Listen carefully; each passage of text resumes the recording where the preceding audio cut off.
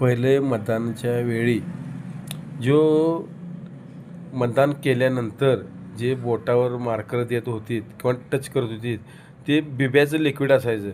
आता जो मार्कर आहे तो आता एक 10 जे मार्कर निवडणूक आल्यानंतर जे मार्कर लावल्यानंतर 5 मिनिटात तो कलर निघून जातो आहे. ह्याच्यामुळं डुप्लिकेट मतदान होण्याचे चान्सेस जास्त आहेत. त्यामुळं पहिलं जे होते तेच बिब्याचे मार्कर ठेवा. ते महिन्यात 2-2 महिने जात नाही.